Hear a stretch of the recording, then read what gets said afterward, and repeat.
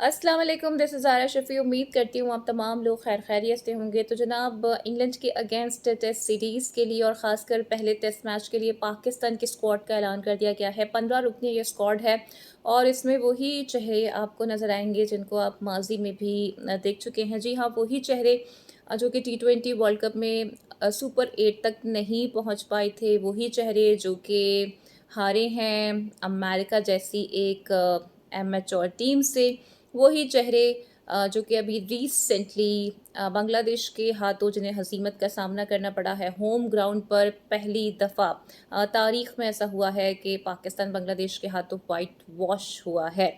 उन्हीं को दोबारा से आजमाने का फ़ैसला किया गया है और कहा यह जा रहा था कि जिनकी डोमेस्टिक में परफॉर्मेंस अच्छी है या जो अभी पाकिस्तान कप में अच्छी परफॉर्मेंस का मुजाहिरा यंगस्टर्स कर रहे हैं उन्हें मौका दिया जाएगा, लेकिन ऐसा नहीं हो पाया। आपको याद होगा कि पहले भी बुरी परफॉर्मेंस पे यही कहा गया था कि सर्जरी होगी और ऐसा होगा और वैसा होगा, लेकिन फिर पीसीबी की जानिब से इस पे भी एक यू टर्न ले लिया गया और कहा गया कि हमारे पास तो जी कोई बैकअप ही नहीं है। इस वजह से फ़िलहाल हमें इन्हीं प्लेयर्स पर इक्तफ़ा करना पड़ेगा और इस वक्त हम कोई सर्जरी नहीं कर सकते हैं।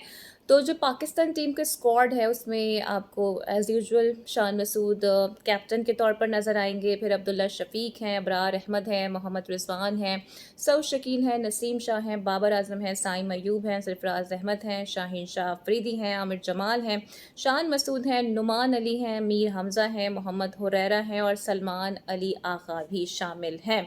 अब जब जहाँ तक बात है कि नुमान अली को मौका दिया गया है, गो कि उनका डेब्यू थोड़ा लेट हुआ था, 2021 में उनका डेब्यू हुआ था। अभी 7 अक्टूबर को यानी कि फ़र्स्ट टेस्ट मैच उस दिन शुरू हो रहा है, उस दिन वो 38 साल के हो जाएंगे। तो इस वक्त उनकी जो एज है वो भी एक लाइमलाइट बनी हुई है, उस पर भी सवालात उठाए जा रहे हैं और कहा जा रहा है कि ऐसी भी क्या किल्लत थी या हमारे पास क्या इतना भी बैकअप नहीं है कि हम किसी यंग खिलाड़ी को प्रेफरेंस दें, ना कि आप एक 30 ईयर के ऑलराउंडर के साथ, एक बॉलर के साथ इंग्लैंड के सामने खेलने जा रहे हैं। जहाँ तक नुमान अली की बात है तो ज़ाती तौर पे हमें उनसे कोई इख्तलाफ नहीं है, उनका डेब्यू थोड़ा लेट हुआ है और ग़ालिबन साउथ अफ्रीका के अगेंस्ट उन्होंने 2021 में डेब्यू किया था। परफॉर्मेंस उनकी अच्छी रही है। फिर जो करियर की उन्होंने बेस्ट बॉलिंग कराई थी वो श्रीलंका में के अगेंस्ट कराई थी उन्होंने कोलंबो में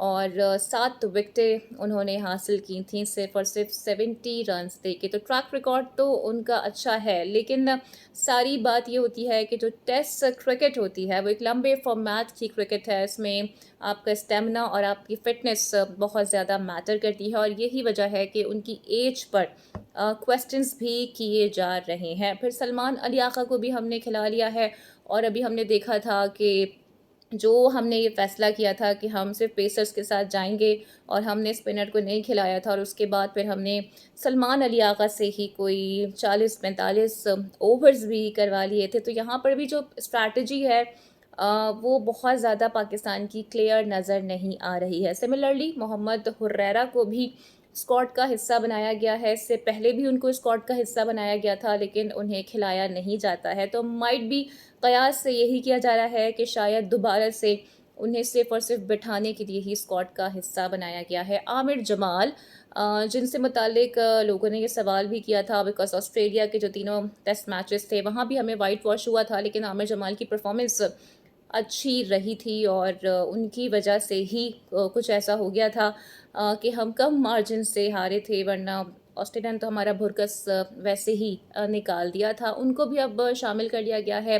बांग्लादेश के अगेंस्ट सीरीज़ में आमिर जमाल हमें नज़र नहीं आए थे बिकॉज़ उनकी कुछ इंजरीज़ के मसाइल थे और फ़िटनेस के मसाइल थे, जो कि बताया गया था पीसीबी की जानिब से भी। तो आमिर जमाल को भी अब शामिल कर लिया गया है और जहाँ तक बात जी नसीम की है और शाहीन शाह अफरीदी की भी है, तो इनके हवाले से हम ये मुस्तकिल देख रहे हैं कि इनकी जो परफॉर्मेंस है उसके ग्राफ में एक बहुत बड़ा डाउनफॉल ऑलरेडी आ चुका है। हमारे जो हेड कोचेज़ हैं वो भी इस बात का इंदिया दे चुके हैं कि ये बहुत ज़्यादा क्रिकेट खेल चुके हैं और फास्ट बॉलर्स के लिए ब्रेक बहुत ज़्यादा ज़रूरी होता है। तो फ़िलहाल हम ये देख रहे हैं कि पाकिस्तान टीम का ऐलान तो कर दिया गया है, लेकिन कोई ख़ास चेंजेस इसमें नज़र नहीं आ रहे हैं। इसके अलावा जी शान मसूद की कैप्टेंसी पर माजी में भी सवालात उठते रहे हैं और उन पर अब प्रेशर भी होगा, क्योंकि पाकिस्तान को अगर टेस्ट चैम्पियनशिप का फाइनल खेलना है तो अपनी परफॉर्मेंस को इम्प्रूव करना होगा और टेस्ट मैचेस जीतने होंगे। लेकिन अनफॉर्चुनेटली हम मुस्तकिल टेस्ट मैचेस भी हारते हुए आ रहे हैं,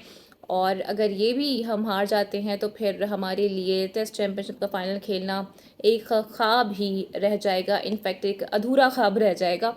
और हम 2021 के बाद से अभी तक कोई टेस्ट मैच नहीं जीते हैं, जो कि इटसेल्फ एक बहुत बड़ा क्वेश्चन मार्क है हमारी अपनी परफॉर्मेंस पर, हमारी रेड बॉल क्रिकेट की स्ट्रैटेजी के ऊपर भी।